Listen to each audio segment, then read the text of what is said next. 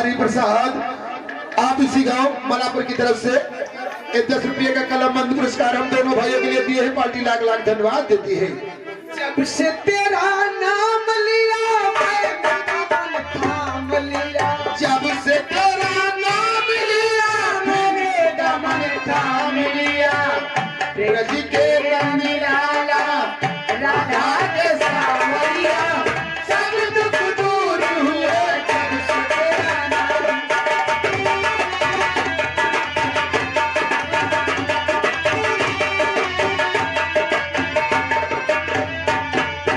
जब से तेरा नाम लिया मैंने दमन थाम लिया, जब से तेरा नाम लिया मैंने दमन थाम लिया। सबके नंद लाला राधा के सावरिया, सबके नंद लाला राधा के सावरिया, सब दुख दूर हुए।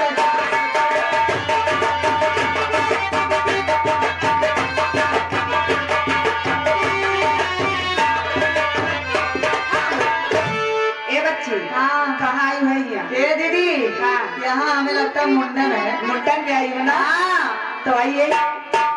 सोहर मंगल होना चाहिए। लड़का की मम्मी मम्मा माँ पापा बुआ नानी चाची मौसिया बताओ कहाँ सोएंगे? हम बनाओ ना सोहर गाँव लड़का की मौसी चाची काकी सब जनी बैठी है। बैठिया है? हाँ दिया है। दिया है? हाँ बिल्कुल कहाँ पर दिया है? हाँ ना दिया है। नियत दिया है? अरे नियत दिया है और अच्छा। और जिये जा गई हो हरो तुम मुनि लगावा, जिये जा गई हो और तुम मुनि लगावा, जिये जा गई हो और तुम मुनि लगावा।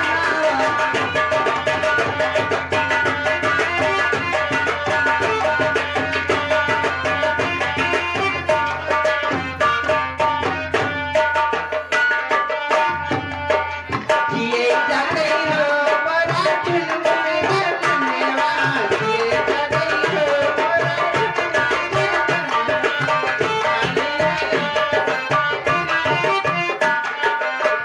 घस के यारी मारो मुनि लगावा, मुनि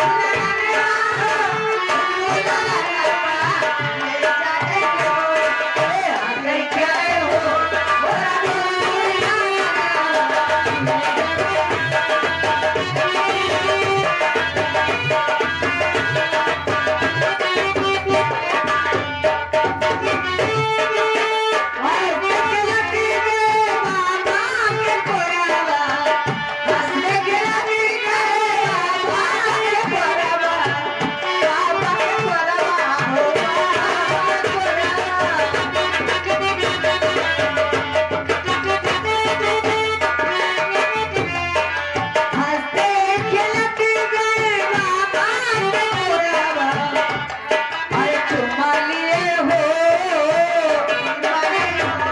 ए चुम्मा लिए हो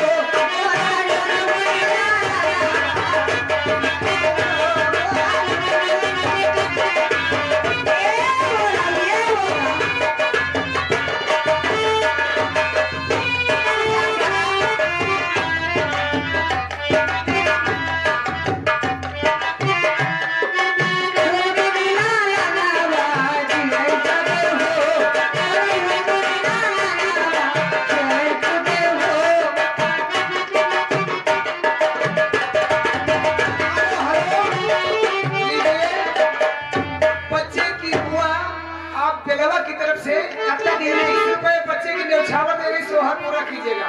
पूरा हुई अब फुप्पा आएगा। अरे हंसते खिलते गए आदि के कोरावा, हंसते खिलते गए आदि के कोरावा, आदि के कोरावा हो, आदि के कोरावा। हंसते खिलते गए आदि के कोरावा, अरे चुम्मा लिए हो पूरा ढूंढ बुला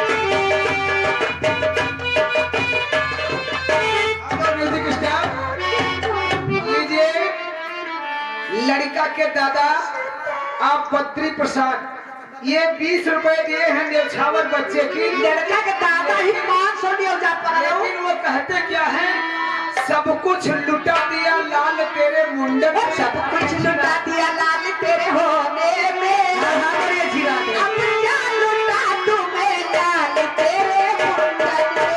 सब कुछ लुटा दिया लाल तेरे होने में। अब क्या लुटा तुम्हें लाल तेरे लाल तेरे होने में। लाल तेरे होने में। लाल तेरे होने में। सब कुछ लुटा दिया लाल तेरे होने में। सब कुछ लुटा दिया लाल तेरे होने में। अभी क्या लुटा तुम्हें लाल तेरे मुंडन में। क्या लुटा तुम्हें लाल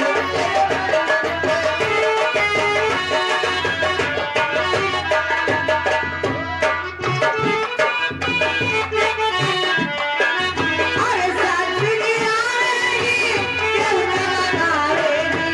सासुरी आएगी क्यों ना मनावेगी। उन्हें भी लेके दिया लाल तेरे होने में। उन्हें भी लेके दिया लाल तेरे होने में। अभी क्या लूटा तुम्हें लाल तेरे मुंडन में।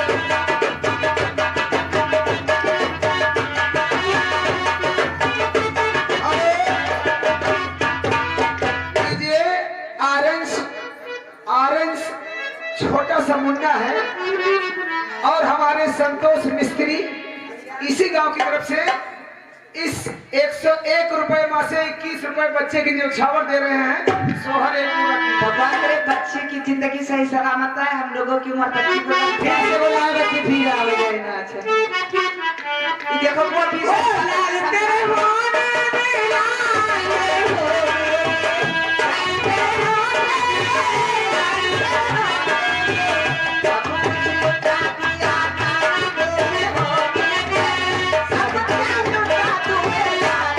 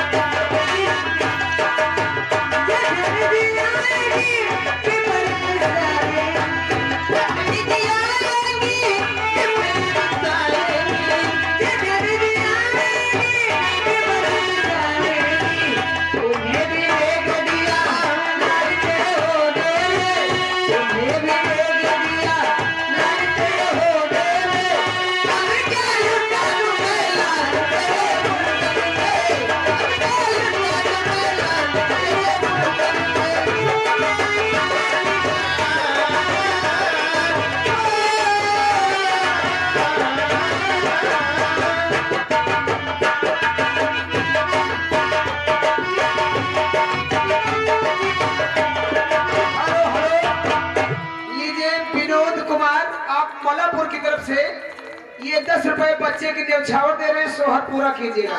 विनोद कुमार भैया नाम के लड़का आए, वो कमजोर है, पैसा दे में बहुत कम दे। ए दीदी जैसे उनके उम्र है वैसे देवो मैं भाई।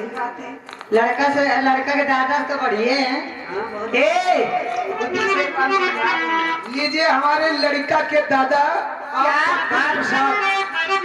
लड़का के दादा आप बद्री प्रसाद ये 10-10 रुपए 5 जमी का दी ही नहीं। अब हम तो खेतावा में पड़े हम पैसा तुम लेकिन उनके लिए कहना है। हेलो लड़का के दादा के लिए कहना है। ए मास्टर जी लड़का के दादा के लिए सोहर में कहना है। अरे खड़ी सिया पछताई हो। अरे खड़ी सिया पछताई हो।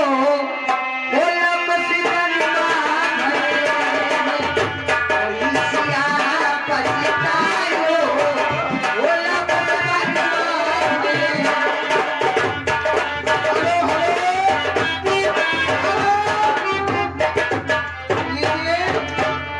लड़का की आजी की तरफ से क्या ये 50 रुपए की न्यौछावर आई है बच्चे की, सोहर पूरा कीजिए। भगवान करे आज की जिंदगी हो सही सलामत रहे।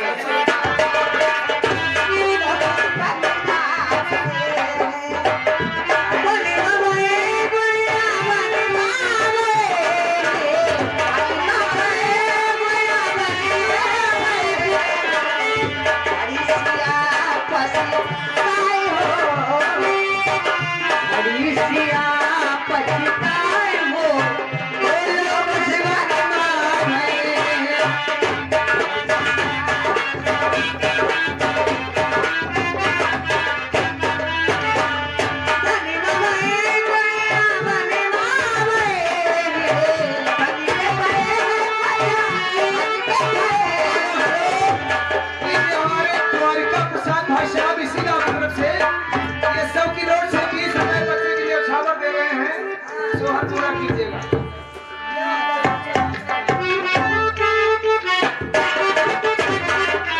अरे जो सुनते उनके हारे ससुर जी,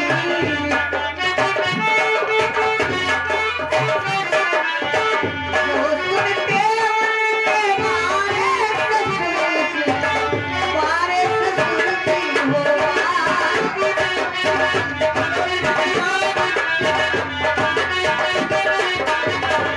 आगे जी हमारे कावल भाई साहब आप मलकपुर की तरफ से ये 50 रुपए बच्चे के न्यौछावर दे रहे हैं, सोहर पूरा कीजिएगा। भगवान करे अच्छे जिंदगी से